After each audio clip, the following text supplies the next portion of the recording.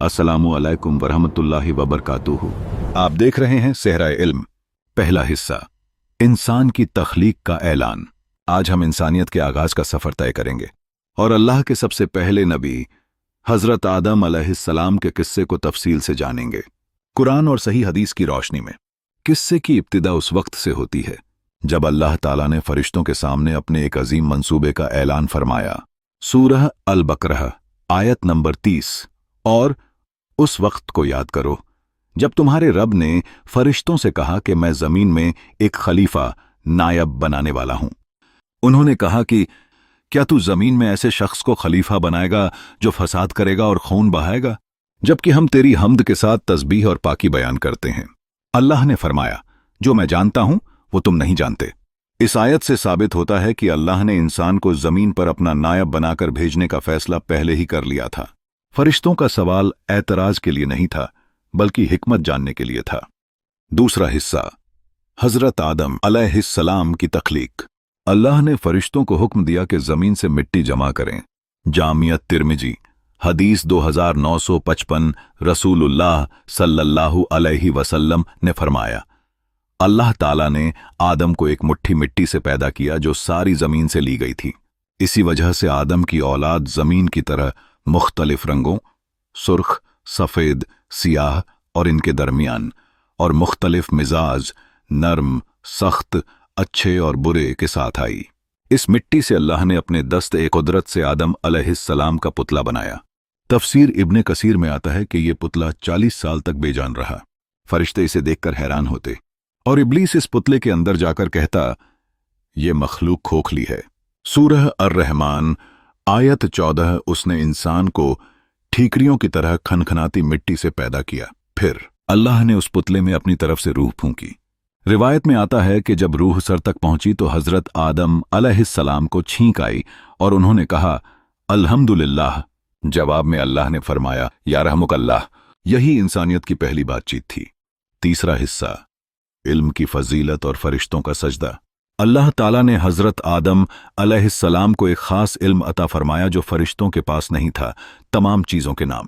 सूरह अल बकरह आयत 31-32। और अल्लाह ने आदम को तमाम नाम सिखाए, फिर उन्हें फरिश्तों के सामने पेश किया और फरमाया, अगर तुम सच्चे हो तो मुझे इनके नाम बताओ। उन्होंने कहा, तू पाक है, हमें तो सिर्फ उतना ही इल्म है जितना तूने सिखाया है। बेशक तू ही इल्म वाला, हिकमत वाला है। जब आदम अलैहिस्सलाम ने अल्लाह के हुक्म से वो नाम बता दिए तो उनकी फजीलत फरिश्तों पर जाहिर हो गई। इसके बाद अल्लाह ने सब फरिश्तों को हुक्म दिया। सूरह अल बकरह आयत 34। और जब हमने फरिश्तों से कहा कि आदम को सजदा करो तो सबने सजदा किया सिवाय इब्लीस के। उसने इनकार किया और तकब्बुर किया और काफिरों में से हो गया। याद रहे, ये सजदा इबादत का नहीं बल्कि ताज़ीम का था। इब्लीस ने अपने घमंड में अल्लाह के हुक्म को तोड़कर हमेशा के लिए जिल्लत का रास्ता चुना। चौथा हिस्सा, जन्नत में क़याम और शैतान का धोखा। अल्लाह ने आदम अलैहिस्सलाम की तन्हाई दूर करने के लिए उन्हीं की पसली से उनकी बीवी हजरत हव्वा अलैहिस्सलाम को पैदा किया। सहीह अल बुखारी हदीस 3331। नबी सल्लल्लाहु अलैहि वसल्लम ने फरमाया, औरतों के साथ अच्छा सलूक करो क्योंकि औरत पसली से पैदा की गई है। इस हदीस से हजरत हव्वा की तख्लीक का इशारा मिलता है। अल्लाह ने उन दोनों को जन्नत में रहने की इजाजत दी और फरमाया, सूरह अल बकरह आयत 35, जहां से चाहो बफरागत खाओ, लेकिन इस दरख्त के पास मत जाना वरना जालिमों में से हो जाओगे। सूरह अल अराफ आयत 20-21। लेकिन शैतान ने उन्हें बहकाया। उसने कस्में खाकर कहा, मैं तुम्हारा खैर ख्वाह हूं। आखिरकार वो उसके धोखे में आ गए। पांचवा हिस्सा, तौबा और जमीन पर आमद। जैसे ही उन्होंने फल खाया उनके जन्नती लिबास उतर गए और वो पत्तों से अपने जिस्म को ढंकने लगे। उन्हें अपनी गलती का शदीद एहसास हुआ। उन्होंने फौरन अल्लाह से माफी मांगी।